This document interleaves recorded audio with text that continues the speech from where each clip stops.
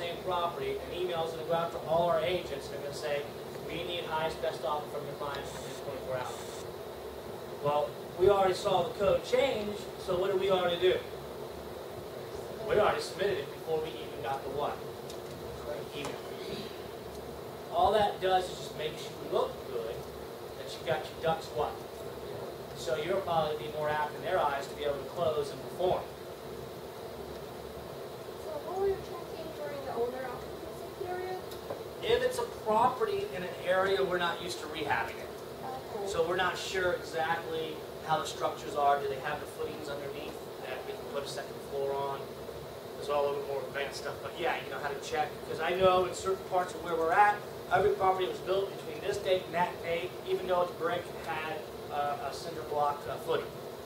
They didn't have a cinder block footing. I knew that there was a pour on the footing.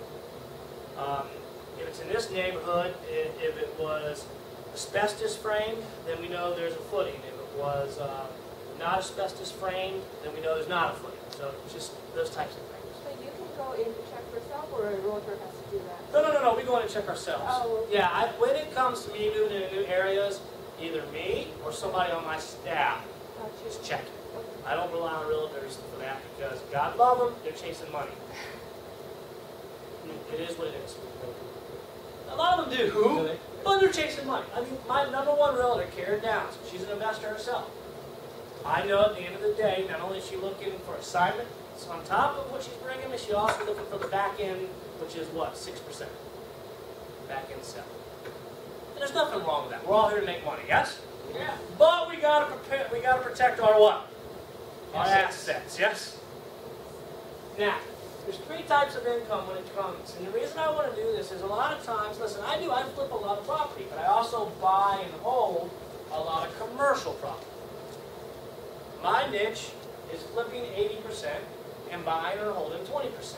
That's our business model. But we also have to understand what different strategies are within each income stream.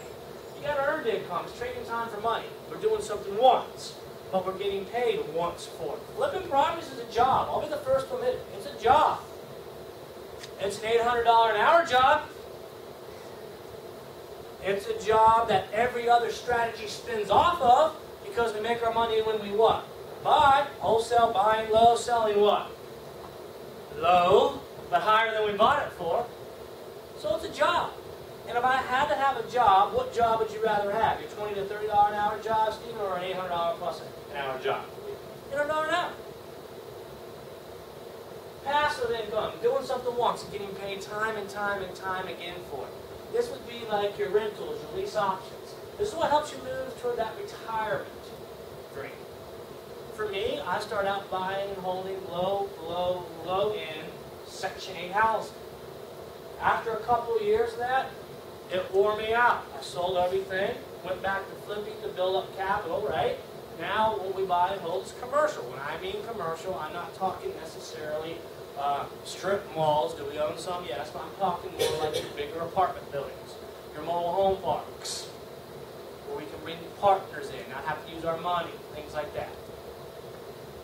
Then we have portfolio income. This is our money-making money. This would be like discount notes, tax liens, and deeds. This is what allows you to leave a legacy. I hear a lot about tax liens. Do I do tax liens? Yes. Out of my self-directed Roth IRA. Yes, you can get 10, 15, 20% returns in those tax liens. But here's the problem. You're not making that return tomorrow. You're making it 2, 3 years down the what? Down the road. Here's another thing about tax liens and deeds. If you're getting in to buy property and that's your end goal, you don't want to do it through tax liens and deeds. Is there that 1 in a million where we can get the deed? Absolutely. But most tax liens and deeds have mortgages on them. If your intention is to make a return, I love tax liens and deeds. But not to buy the bricks and mortar. Because do you think the bank is really going to let you wipe their mortgage out for a couple $1,000 and then lose? Yes or no? No, they're going to pay your lien off, and that's where you get your what? Return on your money. So just keep that in mind. comes to earned income, this is going to be assignments. I'm going to cover that next, right before lunch. Rehabs, foreclosures. We're buying them, we're doing them once, we're getting paid what? Once for it. It's a job.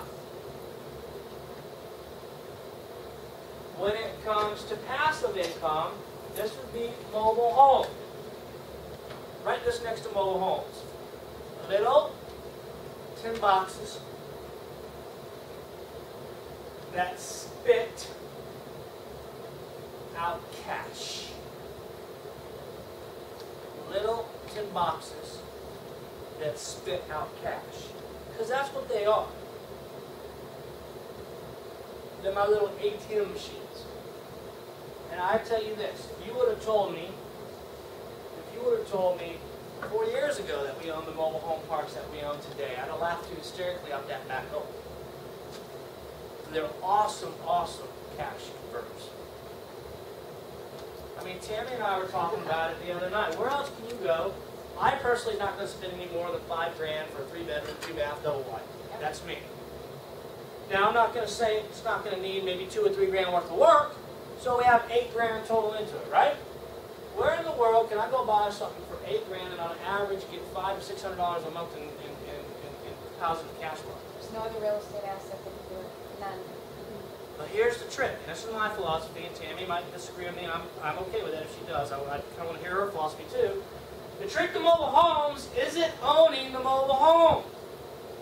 It's owning the land underneath it. I myself prefer not to own the mobile home if I can't own the land. If I can own the land, I'm all about owning the mobile home. That's the trick. If I can't own the land, then I want to owner finance or I want to lease option the mobile home, which are also what? Passive incomes. I won't buy mobile homes if I don't own the land, which means I don't buy mobile homes, I buy the entire park. Right. I buy the entire community. I agree. And I own the land. Yeah, I agree. And then we diversify each portfolio in each community where we own a percentage of the mobile homes, we own or finance a percentage of the mobile homes, and then we have lot rent on a percentage of those. Just okay. Want to own the land? Can't own the land? Go on. Duplexes, lease options, single-family homes, apartments, commercial. Number 7, right next to number 7, storage units. Those are big tin boxes that puke out cash. You think mobile homes are nice. Wait till you get into storage units.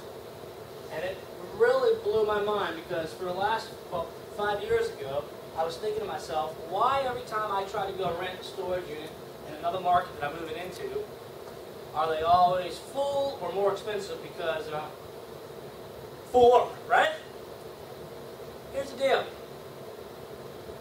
People are losing houses still, yes or no? Baby boomers are getting old, downsizing, yes or no? They don't want to sell their stuff. They want to store it. And if you look, if it's something that down the road, I don't know financially how all of you are, but if it's something you're interested in getting into, you can look at the vacancy rates. Oh my gosh. Waiting list. Are you kidding me? Portfolio income, CDs. What's CDs stand for? Certificate of Death. And this is why. What are you getting, 1% return? I prefer, next to that, right, self-directed Roth IRAs. Have any of you ever tried to figure out how we can have millions in our IRAs? Maybe ever tried to figure that out before? See, all of us in this room are capped. We're capped at either $5,000 or $6,000 yearly contributions in our IRAs. We are. It's the law. And you think about average mindset, middle class mindset, which I'm totally counterintuitive to.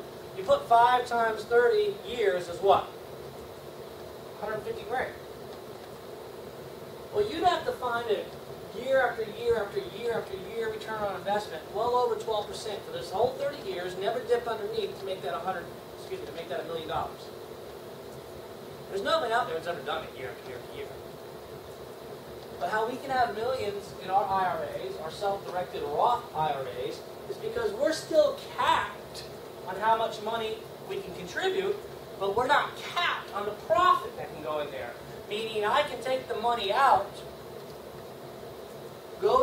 deal, the money I took out goes back in, and then all the profit, no cap on it, goes back in. Tax what? Free. Free.